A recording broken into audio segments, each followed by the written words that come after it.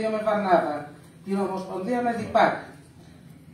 Αν με ρωτήσετε τι προτιμώ, είναι σαφέστατο ότι προτιμώ την Ομοσπονδία με ΔΙΠΑΚ.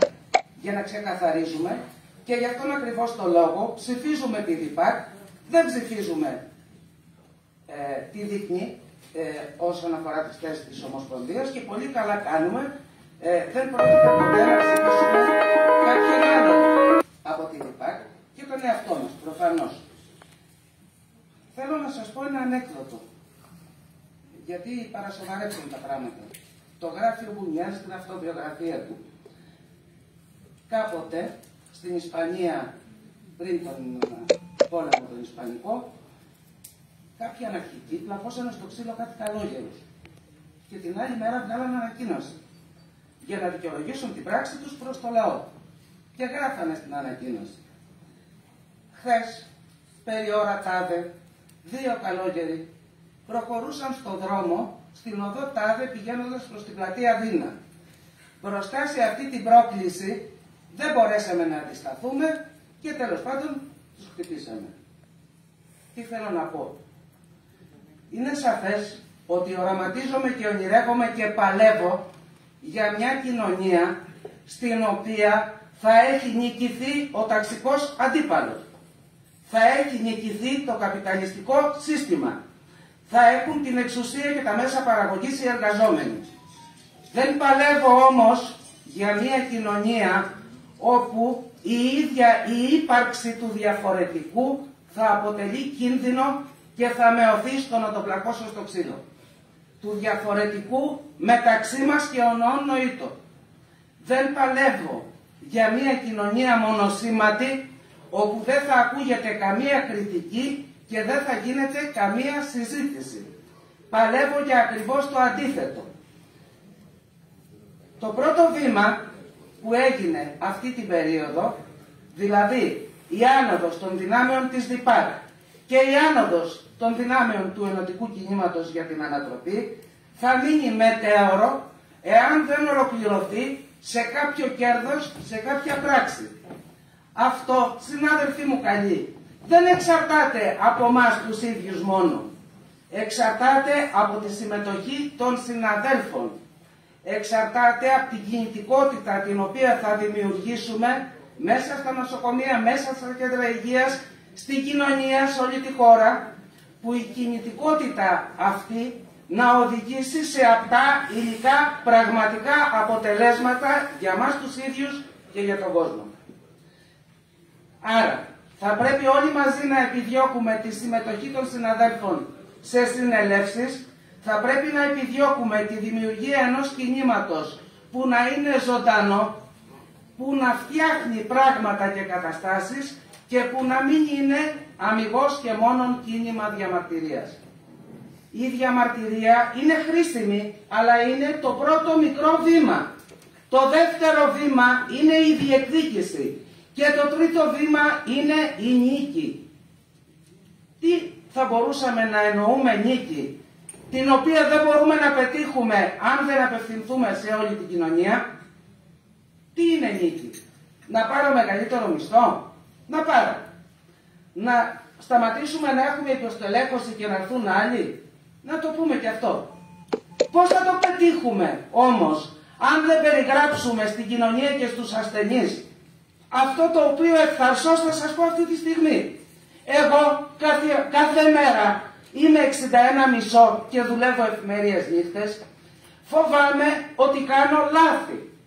Ακόμη και όταν δεν κάνω λάθη που να φαίνονται, φοβάμαι και τρέμω για το πόσο πολύ λίγο έχω ασχοληθεί με κάθε περιστατικό. Για το πόσο πολύ λίγο έχω συζητήσει με τους συναδέλφους μου.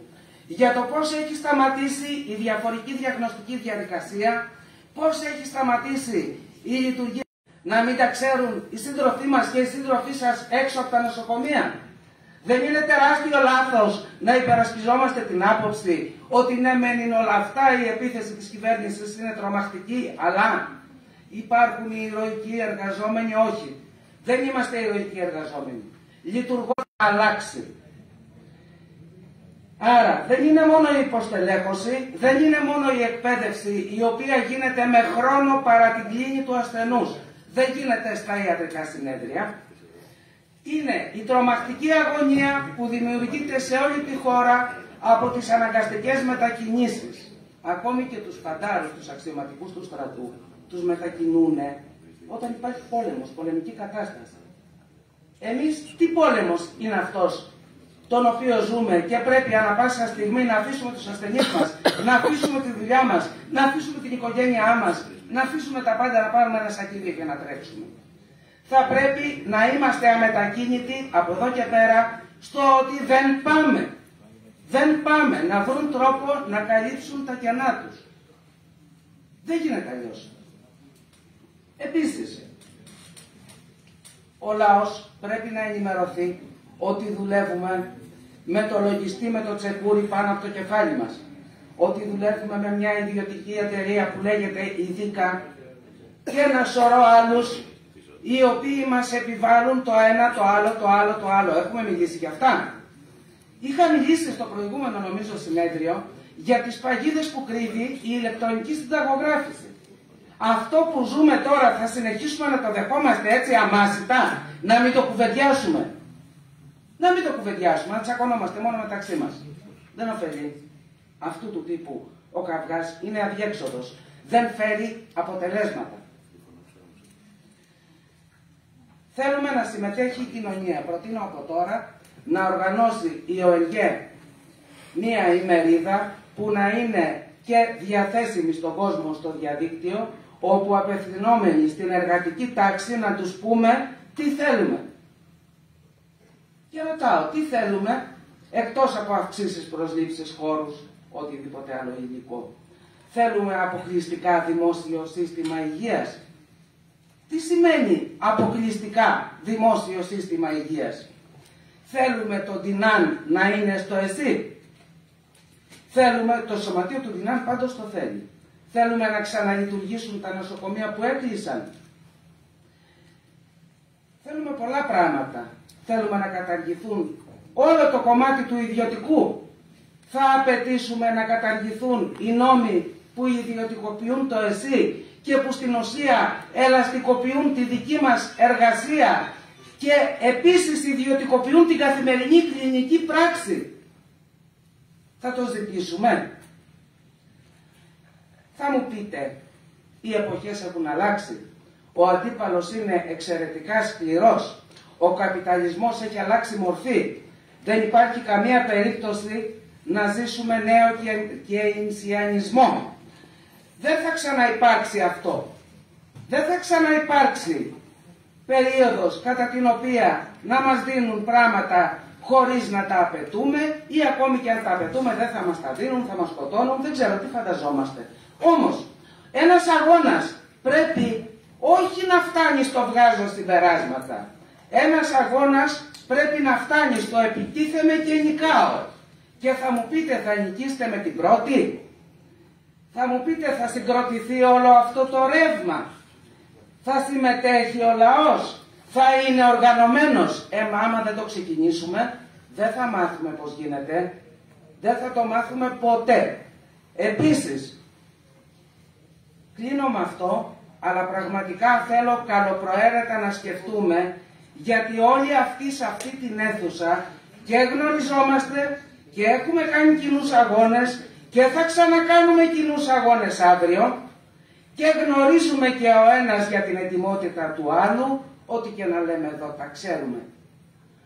Αυτό το οποίο δεν ξέρουμε και μάλλον δεν το έχουμε έτσι και γι' αυτό δεν το αποπνέουμε, είναι πώς θα συνεργαστούμε για να αυξηθεί η αισιοδοξία στους υγειονομικούς και ιδιαίτερα στο ιατρικό σώμα, για να απομονωθούν αυτοί που δεν είναι εδώ σήμερα, γιατί είχαν πάει συνάδελφοι σε άλλα ξενοδοχεία με τον Άδωνη Γεωργιάδη, τα πίνανε, τα συμφωνούσανε, τα κάνανε και παίρναν με αυτόν τον τρόπο τα δικά τους προσωπικά υλικά ανταλλάγματα.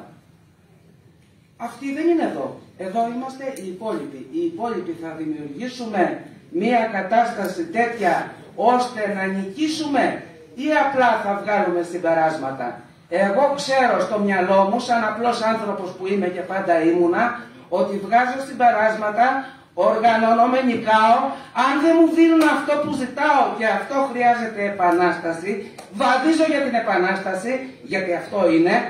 Οργανώνω το λαό για την επανάσταση, αλλά επανάσταση, συνάδελφοι, χωρίς να συμμετέχει ο λαός, δεν υπάρχει. Δεν μπορώ να το κάνω μόνοι μου, δεν μπορείτε να το κάνετε μόνοι σας, δεν μπορεί κανένας μόνος του. Πρέπει να συμμετέχει το υποκείμενο, αυτό που είναι απ' έξω, και πρέπει να ξεκινήσει η διαδικασία. Διότι, συνάδελφοι, αν δεν υπήρχε το 1905, δεν θα είχαμε ποτέ το 1917 τον Οκτώβρη, και αν είχε περιφρουρηθεί ο Οκτώβρης, δεν θα είχαμε ζήσει το 1989. Σας ευχαριστώ πολύ.